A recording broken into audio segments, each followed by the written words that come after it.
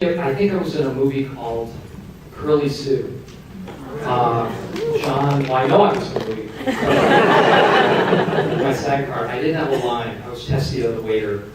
And it was, I think it was John Hughes' last film. And it starred Jim Belushi and a little girl and Alison Porter. And I spent 3 days shooting a scene in a restaurant. I think that's how it got. With your lines. With their lines. Stranger who gave me an envelope that contained newspaper clippings about the story. And I got hooked. I didn't know Bennett was making this movie. I was vaguely familiar with the story, and she threw my name in the hat, and I guess he thought about it, and he could speak to that better than I could. But I got a call, I got the script sent to me, I read it, and I met with Bennett, and it worked out. And I thought it was great. I mean, it was a really intriguing story, and it seemed very complex, and certainly something I'd never done before. I didn't think I'd be on a list for this kind of movie, so I'm really grateful. Lists, that we, as filmmakers, tend to pour over and go, oh my God, why would they ever put this person up for that? But I stopped short on Steve's name for a few reasons. One of them is that nobody ever expected John DuPont to murder anybody. And I thought it was appropriate to cast somebody who we do not think of along those lines. That maybe somebody who would kill somebody. When we first met, this was an affirmation of that instinct. One of the first things Steve said to me was that he's only ever played characters with mushy centers, and that John DuPont seems to have a mushy center, but he doesn't. He's a dangerous person. And I was very attracted to the notion of having a comic actor who, even if you don't recognize him, we might regard with a certain energy that I associate with Steve. And the notion that, this is hard to say, but and I don't want to be glib about it either, but often I feel with comic actors that there's a whole side of them that you never see, that remains guarded, and sometimes it's a dark side. And whether or not Steve has a dark side, I haven't defined. I don't.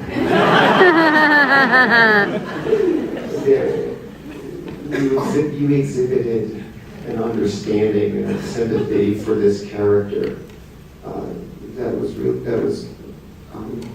convincing.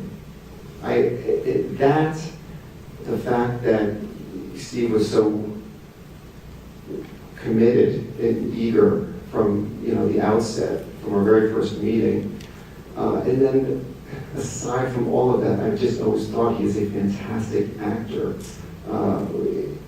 who perhaps is short of one extraordinary opportunity. Material on him. There were books that he wrote. He was an ornithologist. And so he was, he was quite. He sort of fancied himself a sportsman and an intellectual, and so there was quite a bit that he'd written. There were books written about him, and there's quite a bit of footage as well. He commissioned a documentary on himself, some of which you can see in the film. And actually, the documentarian that interviewed him and the other wrestlers was the documentarian in the movie. It was the same gentleman. So that was interesting too. He was asking me the same questions that he asked all those years ago.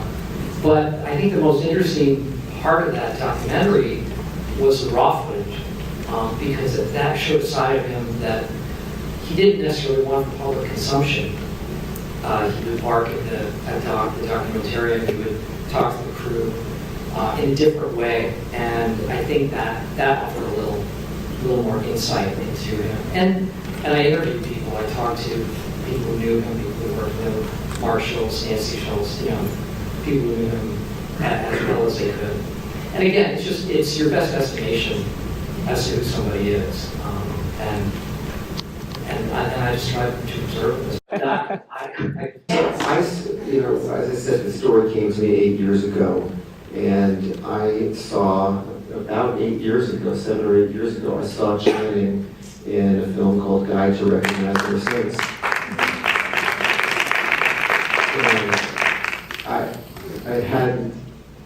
I didn't even have a script yet at that point.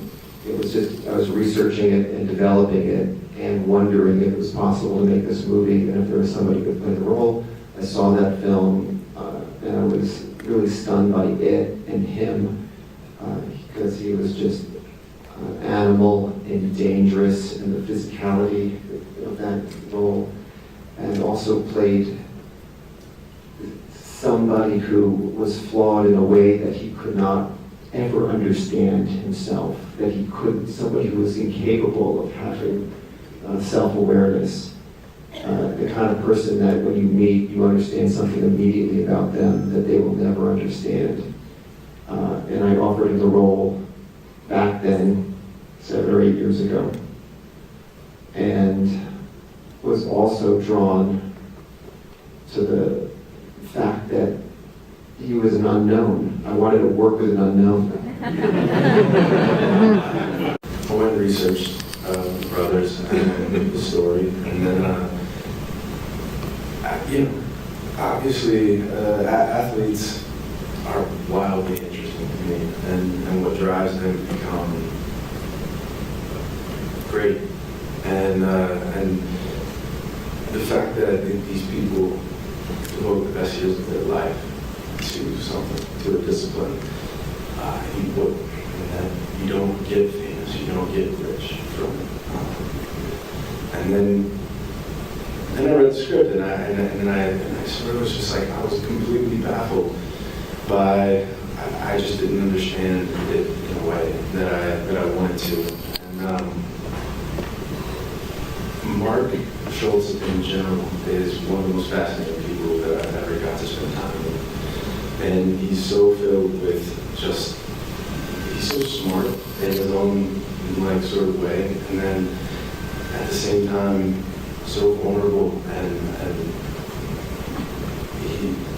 one of the key things that I remember that I sort of just found and just get into it was he said that I never really wanted to win, I just didn't want to lose. And then that was sort of it, and that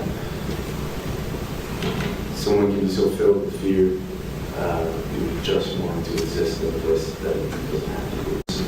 Pressure was on, but there were moments that I can really say that I don't know what I'd have done without him there. And there was equally moments that was very, very confusing. The people that live it can be so obsessed with like very small things. Like I was wearing a gray sweatshirt instead of a blue sweatshirt, and that type of thing can distract you from, I guess, obviously it's been real life, and then there's you can't fit all these people's real life into 90 minutes, and then what we were trying to do is just tell a story and to paint a portrait of these men, and really I just looked at them, and that was it. I just was like, what do you want to do? When we were shooting, and it was an unspoken agreement. We just respected each other's space and characters, and we just felt it would be easier to not become too chummy. But at the end, I guess it's sort of hard to let it go and then gear it back up. But I felt like there was a tonality to, boy, that sounds pretentious, but to the whole shooting schedule. I felt like once we got there, we were in this thing, and when we left, when we wrapped and gave each other hugs, then that's when it sort of lifted. I wouldn't say that we were always in character, but we always felt. Not wrestling. In high school, in Florida, wrestling and football kind of they go at the same time when I was. But we wrestled a lot. I've done some form of martial art almost my entire life, but never freestyle wrestling, and they all, I'm assuming, probably helped. But I can truly say that freestyle wrestling is the hardest and most unforgiving discipline that I've ever tried to learn. I've talked a little bit about it, but I mean, I'll just brief it. It's a flow sport. There's no resting. There's no boxing you can separate from your opponent. You can sort of measure each other up. You can jiu-jitsu. You can pull guard. You try to just like hold on and rest.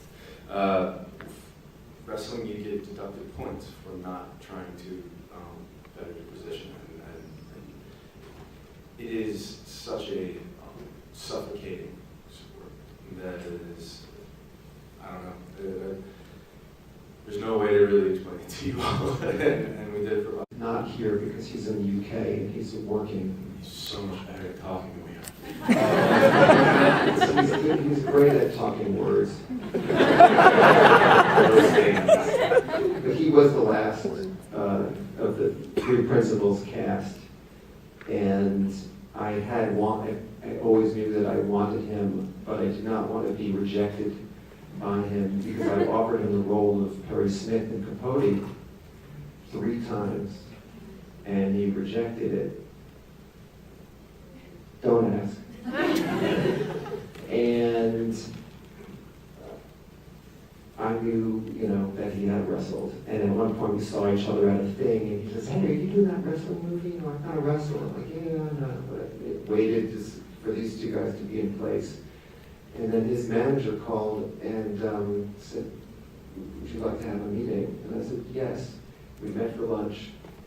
And he said, "Let me just tell you, I was a wrestler. I was a state champion. My father was a wrestler. He was a state champion.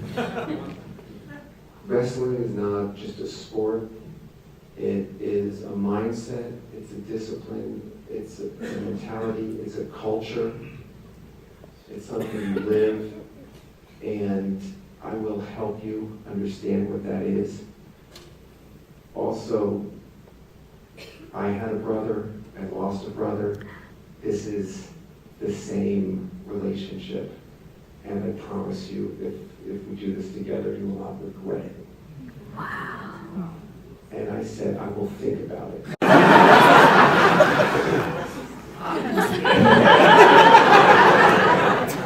No.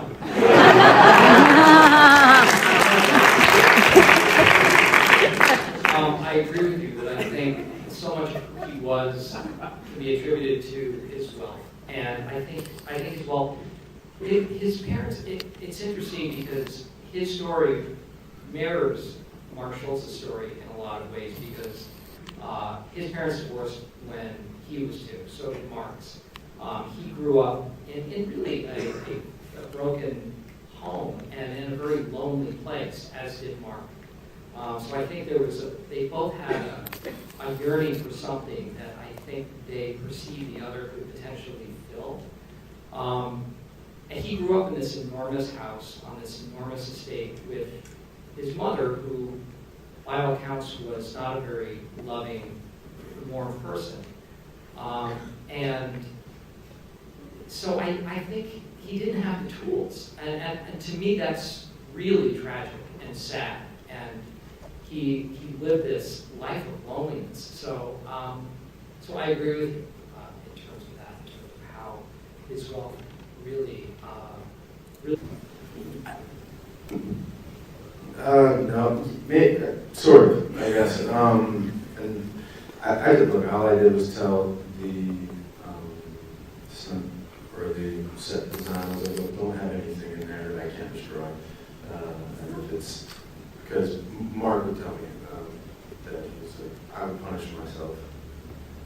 I would punish myself more than I was punished in the match. match that I lost, to